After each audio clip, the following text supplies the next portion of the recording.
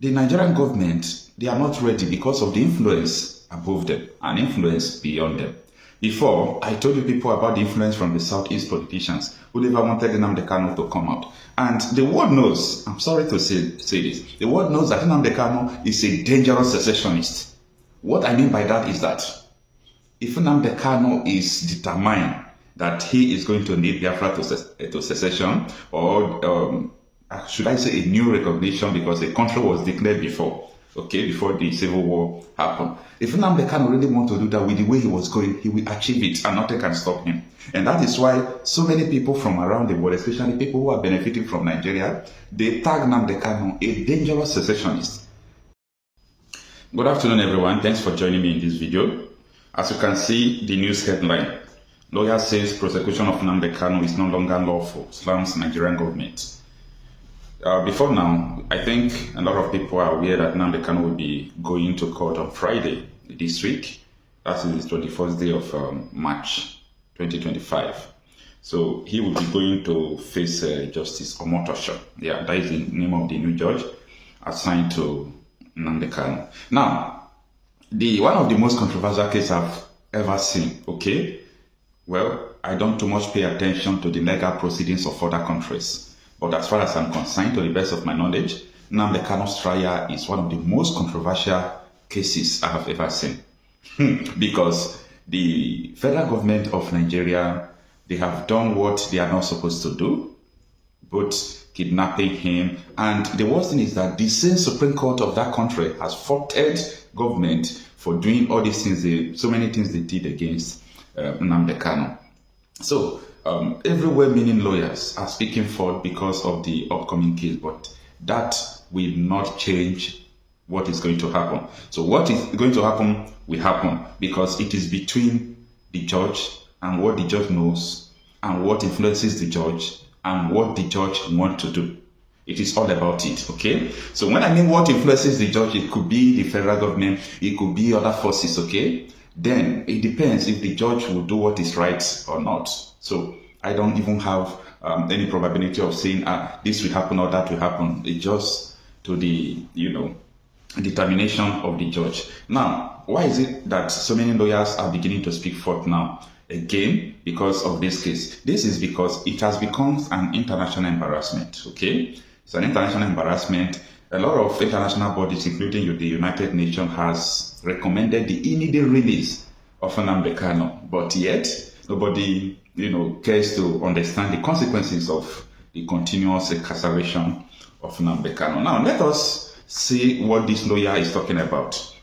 Now, it says, human rights lawyer Barrister Christopher Chidera has criticized the Nigerian government's decision to restart the prosecution of Nnamdi Kanu, the detained leader of the indigenous people of Biafra, IPOB, from scratch.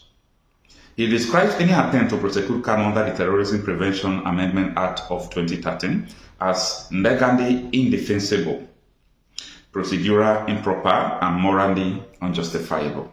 Now, if the federal government of Nigeria, for those of you that always say that the politicians are working to resolve this issue, they are working to do what is it called, political solution and so on and so forth.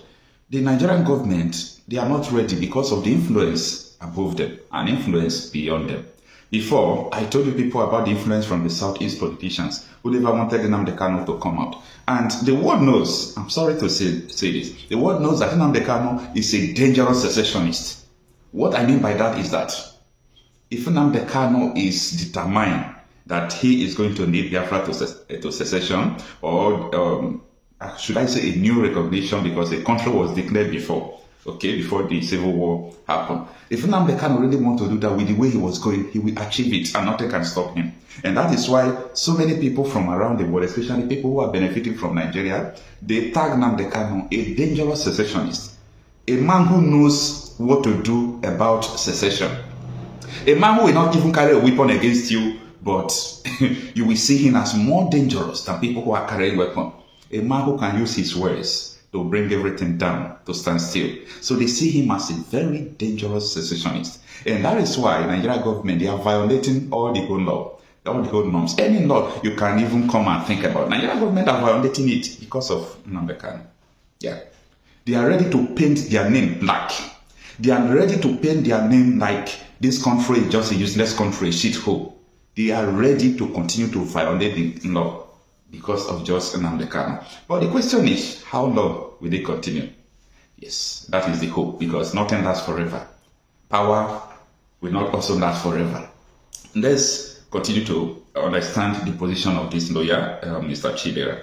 He says that Chidera urged the Tinubu administration to promptly engage in peaceful negotiation to resolve the matter amicably before midnight on Thursday, 28th March 2021. Why? Because on 21st is the date of the court proceeding. Okay. Now, he warned that failure to do so could lead to the exposure of high-profile corruption, systematic failure, and injustice within Nigeria's judicial system. Anyway, Nigeria, do they care? They don't care. They are bent to killing people who speak for, people who are speaking for it. If you say the truth, they come after you. When the referee to me wrote about Nigeria, judicial system, the corruption in it, they came against him, the whole powers that if not that people spoke and people stood for him, everybody rose up.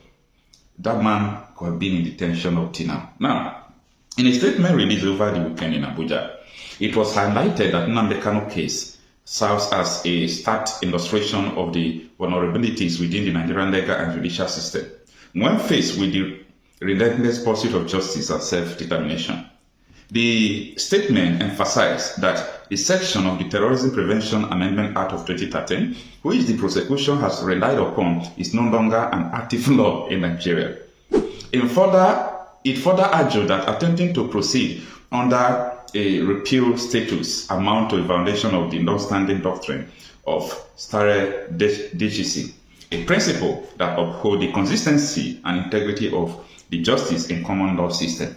Now, let me explain what this guy is saying, what this lawyer is saying. And that was what Omoyole said some time ago, that this Terrorism Amendment Act of 2013, something like that has been amended, the law they are using to charge him for this terrorism act when they shifted from treason does not exist. So the law is no longer existing, has been amended. So the issue of Nnamdi Kanu, everybody knows that it is not because of prosecution. They just want to keep him there. They just want to delay everything. They just want to see if this man could have change of mind, if we can weaken his morale, if we can make sure that this man does not, continue in high spirit that he is. But what they see every day is totally opposite. Because this same man they have been keeping to demoralize, he will come to court and show them that he is a liar. He will show them that, no, I'm not being deterred with what you people are doing. He will also come to show them that, listen, life is life, death is death. People who are even dead are not better than people who are alive, because everyone living, even you watching me talking to you, we are all going to die. So that is another point where people who seriously understand this world sees things. We all are going to die. So what is the sense of fear? Anyway, the article continues that it further argued that attempting to proceed under a repeal status amounts to a violation of the long-standing doctrine of shared. Okay, start this is, I've read that place. Okay, let me stop the article here because the article continues. Now, everybody understands what this man is saying. Because just imagine the judicial rascality that was going on, or should I say court process rascality, where after a judge we said, okay, since the defendant don't trust me, I think I have the right to recuse myself according to the law. So after doing that, it becomes legal. Now, they still go back to tell the woman you must continue the case. So in every angle, every step that these people are taking, the world is seeing that these people are biased. These people, the process is fraudulent, okay? The process of trying this man is fraudulent. And let's see what is going to happen on Friday. Thanks for listening. Do you think your objective is achievable? It is achievable because you would expect any dictatorial state, you would expect any backward banana republic, which Nigeria has become, to speak in exactly those terms. But what they have cleverly forgotten is that they are the instigators of separation. They are the ones making the polity ungovernable. They are the ones going about pillaging, killing, sacking villages and occupying them. They are the ones that have taken nepotism to a new and unbelievable level. They are the ones running Nigeria as if it is a private family business. They are the ones that have promised and sworn to bring Islam into Biafra land. They are the ones arming and equipping the 4 known terror groups you have in Nigeria to cause havoc and kill innocent people. We are not going to fold our hands and watch this continue to happen. The same set of circumstances obtained in 1966 when over 300,000 Biafrans were slaughtered in the north. That led to the declaration of the state of Biafra in 67. This time around we are far more prepared, far more knowledgeable, far more aware, and far more exposed to allow the same thing to happen to us again. They promised to Islamize and to colonize us, but we will not allow that to happen. So let me ask you this. Recently, when Nigeria held elections, you made a proclamation about a support for one party or another. People say, if you want an independent state, why support a party to participate in an election that you don't believe in, that really undermines your objective of having an independent state of Biafra? First of all, we are Democrats, and secondly, we did not advocate for the voting of any particular party. What we said very clearly is that the policies of APC, as championed by the cabal who are in charge in Abuja, is not sustainable and cannot be supported. We also wanted to demonstrate our ability to be flexible and more so to respond to the yearnings and aspirations of our elders who demanded and pleaded with us to allow the voting to go ahead.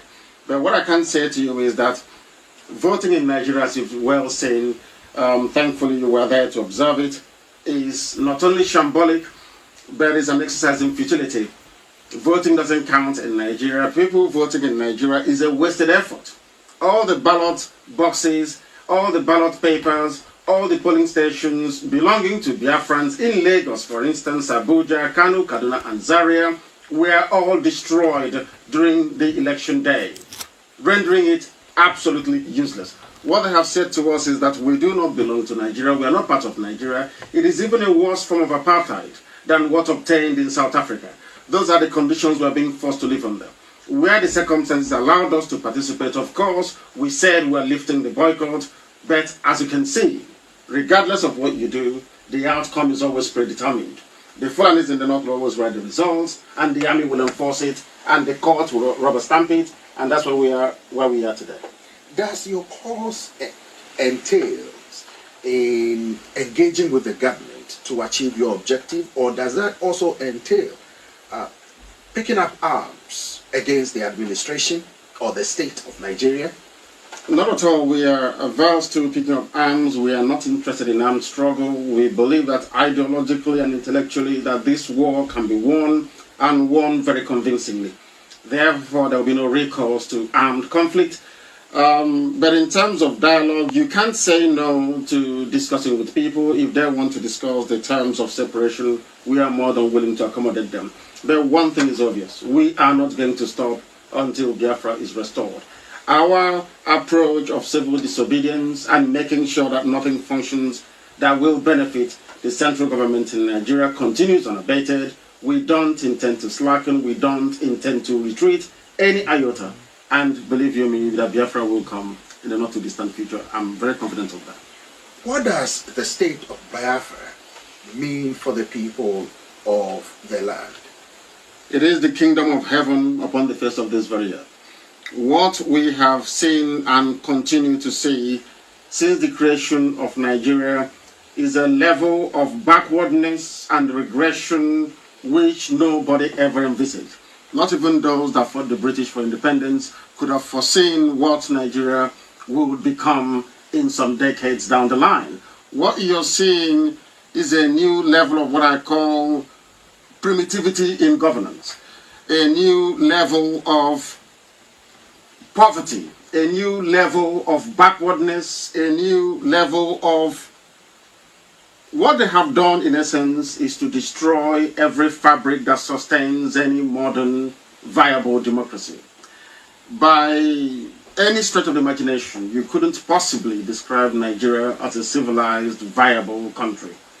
All the places that I've been to touring the world, speaking to policymakers and influencers, have led me to believe that no one has any hope that Nigeria will survive. And I can assure you, it will not survive. With this reign of terrorism, this brutal repression of free speech, this clampdown on the very core tenets of democracy, that there is no way that the Fulani template for Nigeria can survive the next 5 years. I do not envisage it. Some people have said that what you are advocating invariably puts your supporters, and for that matter, the Igbo community, in danger, not only in Nigeria, but the rest of the world. How do you react to that? We know that freedom is very expensive. We are here in the United States of America, where people fought and died and sacrificed their lives to sustain what is arguably the most civilized modern nation on the face of the earth. We recognize those sacrifices, and it is something that we're prepared to make. If ultimately, at the end of this very process, there is only one Biafran man and one Biafran woman left, we will make do with that. They can go ahead and procreate and create the future Biafra nation. What we must state very clearly is that nobody should underestimate our resolve. We are determined. My mother have just died as a result of this very effort. Many more have gone, and we are prepared to sacrifice whatever it takes to ensure that Biafra is restored. Because it's not just the hope of, say, the Biafrans themselves. Biafra will save other ethnic groups within Nigeria, and Biafra, I believe very strongly, is the beacon and the hope and the light of Africa. Once Biafra stands as an independent entity, believe you me, you will record development and progress within the wider Africa. But without Biafra, none of that will ever happen. Some Igbo monarchs have petitioned or have requested and urged the government to allow you to come back home and give your mother, your deceased mother, a befitting burial. What is your stance on that? My mother died as a result of the agitation for Biafra, and she made it very clear when she was alive that anything that I have to do to ensure that Biafra is restored is what I must do. And asking anybody to allow me to go back home to bury my mother is not part of that plan and is not part of that agreement. I have not asked anyone to speak to or lobby anybody on my behalf, and I will not, and I will not accept any, should it come across to me. What we are trying to say is this: I am not interested in going back to bury my mother, if that will entail the killing, disappearance, and extrajudicial torture, as they always do, against our people. We are not, I repeat, we are not going to do anything to jeopardize the lives of our people. But one thing is certain, that my mother will be buried. I may be there, I may not be there, but it will not come via the dictates or the permission of the Asoro cabal that currently run Nigeria. Let me ask you this. Some of your critics are saying the advocate for the state of Biafra is inward-looking, is tribalistic, as they said, or ethnic state, and that you are seeking the disintegration of Nigeria, which they say is unacceptable because it questions the territorial integrity of the state of Nigeria. Who created Nigeria? The British. Are they Nigerians? Are the British people, are they Africans by any stretch of imagination? Is Frederick Lugard an African? What they're trying to say in essence is that because Nigeria was created by Frederick Lugard, somehow it confers upon it certain legitimacy which Nnamdi Kanu, as a black African man, is not entitled to question. That's what I'm saying. We keep forgetting that Nigeria is an artificial creation. It never existed until Lugard came. There was nothing called Nigeria before the British set their foot on that part of West Africa. Therefore, what we are trying to do is to return us to the basics, to the way we were before they came. Some people have argued, and I would say not very convincingly, that we should just move on from here. The only thing you can give a name and it bears that name is your pet, either your cat or your dog. By accepting the name Nigeria, what we have done in essence is to say we are not capable of creating a civilized society by ourselves and for our people. Are you telling me I can go to Europe and create a nation in Europe? Are you remotely suggesting that I can come to the United States of America, carve out perhaps the state of California and then give them whatever name that I like. Does Nigeria even have a meaning? Nigeria is a nigger area. That is the meaning of it. It is a nigger, a place for niggers. That's the meaning of Nigeria. That is the appropriate pronunciation. Are you suggesting that we should adopt such a name for our people? Why can't Africans come together and give themselves the name that they feel that they deserve? Ghana was formerly called Gold Coast, and they changed it because the people took ownership of their destiny. Why can't something happen within Nigeria? Let me tell you this. The only reason why people are apoplectic about Biafra when it's mentioned and our need for freedom is they fear for their well-being in terms of their access to oil and gas in Biafra land. All the resources that sustains Nigeria, that makes it the so-called giant of Africa, is located within Biafra. The oil and gas is within Biafra. The manpower is within Biafra. So when people talk about this fear of breaking up Nigeria, it is because they are afraid that they cannot survive on their own without access to oil and gas. I'm not cutting you short, but we have an instance where South Sudan came out of Sudan, where Sudan lost approximately over 60% of its natural resources. It's now trying to jumpstart its economy and all that. Do you want that for Nigeria as a people? A country that has lasted for nearly 60-something years. Is this what you want for the people that you've grown up with, you went to school with, the country is still thriving, a bastion of commerce on the continent? But the same argument could be made for Ethiopia. You've just spoken to the Archbishop of the Catholic Church in Addis Ababa, extolling the virtues of the Prime Minister. The reason why he received the Nobel Prize is because Ethiopia is outward looking. They recognize and acknowledge all these various agitations. They also accept the need for people to exert their identity and for people to... If the idea is to ensure that economically Nigeria does not collapse, I have said it and I will also go on record here on VOA to say it once again, that we will be prepared to pipe oil and gas to every region within Nigeria.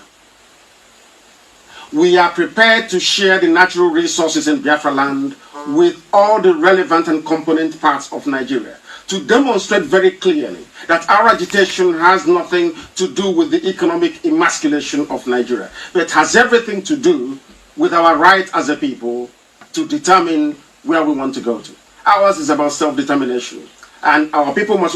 You must also know that half of the Yoruba race is in Dahomey, in Benin Republic. That is the danger of having Europeans come to Africa to draw your boundaries for you. We are basically operating in this present day Africa, the boundaries drawn up in 1884 by Otto von Bismarck in Germany. Do you think that is fair? I don't think it is. And it is the duty and responsibility of Africans to apply African solutions to African problems. The idea that you can come to Africa and just say, you, from today you are all Nigerians, I think is laughable. You cannot do that anywhere else, only in Africa. Why must we allow it? Before we go, Namdi, what do you expect for your people in the next 5 to 10 years' time in this struggle to establish what you described as a Biafran state?